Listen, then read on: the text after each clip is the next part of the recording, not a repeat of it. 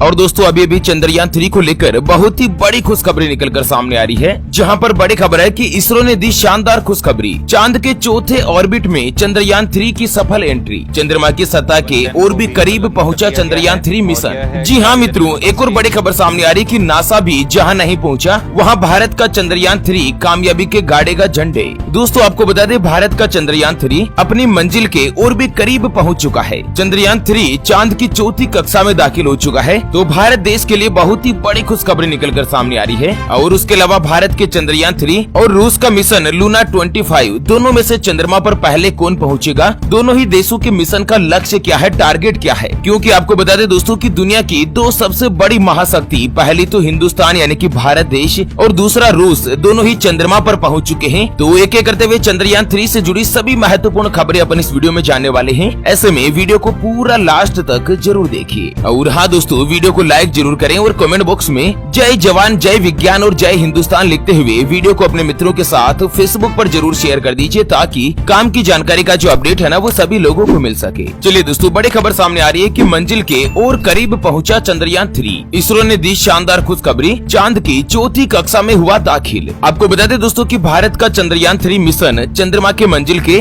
और भी करीब पहुंच गया है। और इसरो ने आज इसकी जानकारी देते हुए बताया कि चंद्रयान 3 ने सफलतापूर्वक चांद की कक्षा में एक वृत्ताकार चरण को पूरा कर लिया है और अब वह चांद के और भी करीब वाली कक्षा में पहुंच गया है। मीडिया रिपोर्ट्स के अनुसार चंद्रयान 3 अब चांद के चौथे ऑर्बिट में प्रवेश कर गया है। इसरो ने बताया कि 14 अगस्त की सुबह करीब 11:15 बजे चंद्रयान 3 के जो थ्रस्टर्स है ना उनको चालू किया गया था, जिनकी मदद से चंद्रयान 3 ने सफलतापूर्वक कक्षा बदली है। 5 अगस्त को चंद्रयान 3 ने पहली बार चांद की पहली कक्षा में प्रवेश किया था, उसके बाद दूसरी कक्षा में, फिर तीसरी में और अब 14 अगस्त को चौथी कक्षा में प्रवेश कर चुका है। चंद्रयान 3 अभी 1900 किलोमीटर प्रति सेकंड की रफ्तार से चांद से करीब 150 किलोमीटर दूर चौथी कक्षा में यात्रा कर रहा है। चंद्रयान का ऑर्बिट सर्कुलाइजेशन चरण चल रहा है और चंद्रयान 3 ने अंडाकार कक्षा से गोलाकार कक्षा में आना शुरू कर दिया है। अब दोस्तों चंद्रयान 3 के लिए जो मिशन है वो और भी ज्यादा महत्वपूर्ण हो चुका है, क्योंकि जो भी चुनौतियां आ रही है ना उनको सफलतापूर्वक पार करते हुए चंद्रयान 3 जो दोस्तों लगातार आगे बढ़ता जा रहा है और भारत देश का नाम रोशन कर रहा है। दोस्तों आज जहां पूरा भारत देश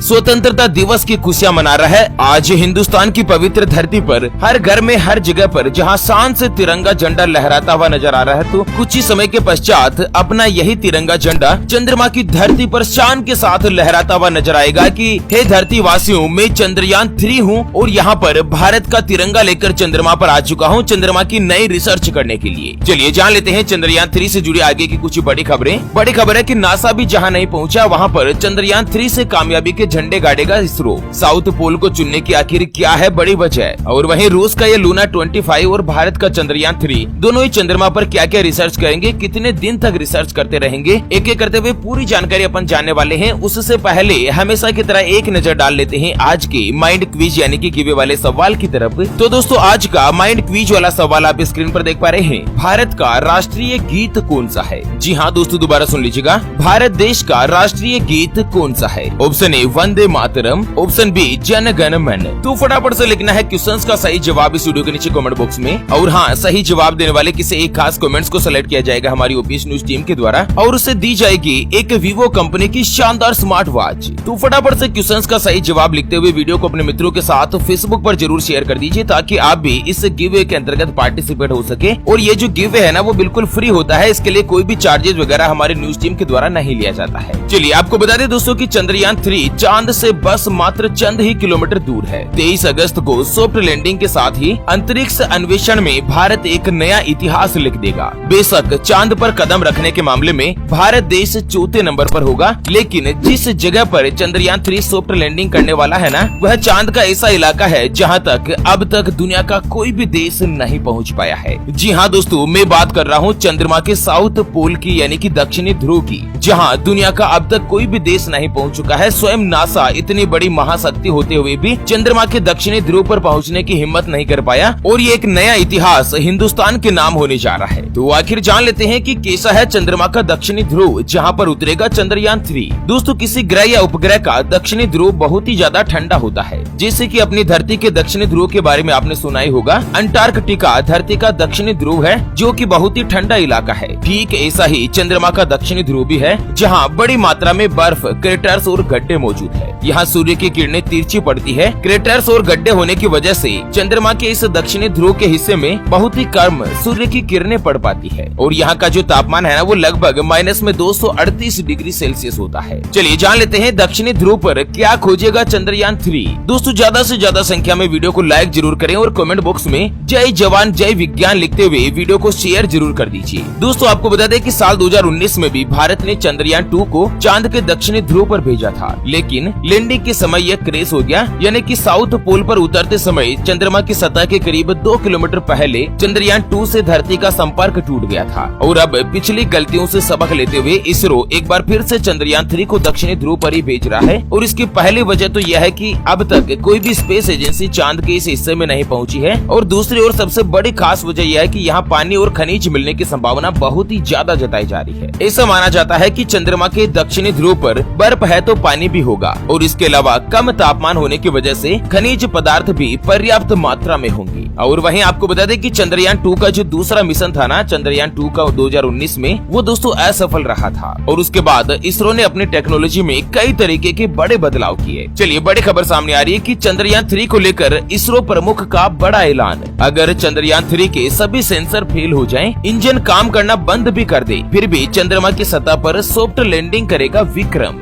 भारत रचेगा दुनिया में बड़ा इतिहास। आपको बता दें इसरो प्रमुख सोमनाथ जी का कहना है कि ये जो चंद्रयान 3 है ना, इसका लैंडर और विक्रम को इस तरह से डिजाइन किया गया है कि वह सभी विफलताओं को संभालने में सक्षम होगा। इसरो का कहना है कि अगर सब कुछ विफल हो जाता है, अगर सभी सेंसर फेल भी हो जाते हैं, कुछ भी काम नहीं करता है, तब भी विक्रम लैंडिंग करेगा और इसे इसी तरीके से डिजाइन किया गया है, बशर्ते चंद्रयान 3 की प्रणोदन प्रणाली जो अच्छी तरीके से काम करे। और अभी जो चंद्रयान 3 की पोजीशन है ना, वो चंद्रमा की सतह के और भी ज्यादा नजदीक पहुंच चुका है चंद्रयान 3 और इतिहास रचने में अब केवल और केवल 177 किलोमीटर बाकी। जी हाँ मित्रों, जहां धरती से लगभग 3,42,000 किलोमीटर की यात्रा चंद्रयान 3 ने सफलतापूर्वक पूरी कर ली है और अब चंद्रमा पर उतरने के लिए केवल 177 किलोमीटर की जो दूरी है ना, वो ही शेष रही है। और चंद्रयान 3 की जो अगली प्रक्रिया है ना, वो कल सुबह करीब 8:30 बजे के आसपास अंजाम दिए जाने की योजना है। इसरो ने इस अभियान के आगे बढ़ने पर चंद्रयान 3 की कक्षा धीरे धीरे घटानी शुरू कर दी है और अब दोस्तों चंद्रयान 3 की जो रफ्तार है ना, उसको भी कम किए जाने की कोशिश की जा रही है। और अब मात्र कुछ ही दिन शेष है, फिर चंद्रमा पर लहराएगा अपना भारत का तिरंगा।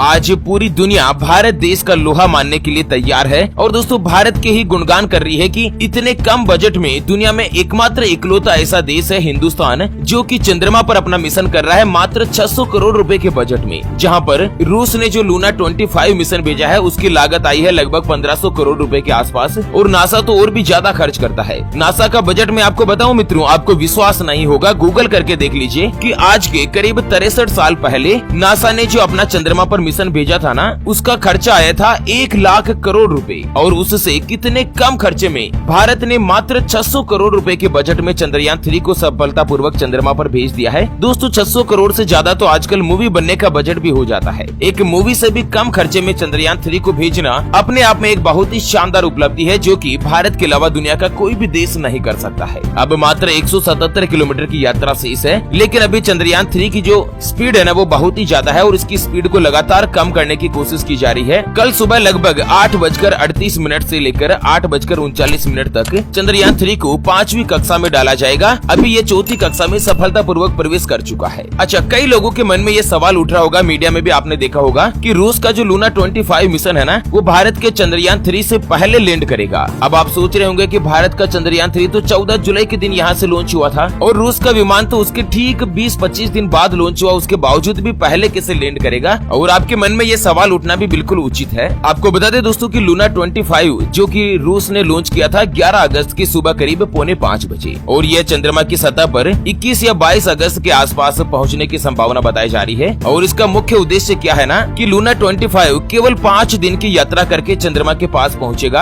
और फिर 5 से लेकर 7 दिन तक वह चंद्रमा के चारों तरफ चक्कर लगाएगा। इसके बाद दक्षिणी ध्रुव के पास तय किए गए 3 स्थान में से किसी भी एक स्थान पर लैंड करेगा। लूना 25 चंद्रमा की सतह पर ऑक्सीजन की खोज करेगा ताकि वहां पर कृत्रिम पानी बनाया जा सके। रूस की स्पेस एजेंसी का कहना है कि हम किसी देश या स्पेस एजेंसी के साथ प्रतियोगिता नहीं कर रहे हैं, हमारे लैंडिंग के इलाके बिल्कुल अलग है। दोस्तों चंद्रमा पर अपना मिशन जो है वो तीव्र गति से जल्दी भेजने के लिए बहुत ज्यादा ईंधन की आवश्यकता होती है, लेकिन भारत की टेक्नोलॉजी के बारे में आपको बता दूं कि बहुत ही कम खर्चे में में बहुत ही कम ईंधन में चंद्रमा और पृथ्वी दोनों के ही गुरुत्वाकर्षण का उपयोग करते हुए चंद्रयान 3 बहुत ही कम ईंधन के खपत करते हुए दोस्तों चंद्रमा पर पहुंच रहा है। इसीलिए भारत के चंद्रयान 3 को ज्यादा समय लग रहा है। हालांकि दोनों ही देशों का मिशन बिल्कुल अलग है। जहां पर रूस का लूना 25 मिशन का जो मुख्य उद्देश्य है वो चंद्रमा पर ऑक्सीजन की तलाश करना है, ऑक्सीजन की खोज करना है। और भारत के चंद्रयान 3 का जो मिशन का उद्देश्य है ना वो चंद्रमा पर दक्षिणी ध्रुव पर जाकर पानी और इससे संबंधित चंद्रमा पर खनिज पदार्थ ढूंढ निकालना है। और दोस्तों आपको बता दें कि चंद्रमा पर जिस तरह से भूकंप आते हैं वातावरण का अध्ययन करना है और चंद्रमा की धरती का अध्ययन करके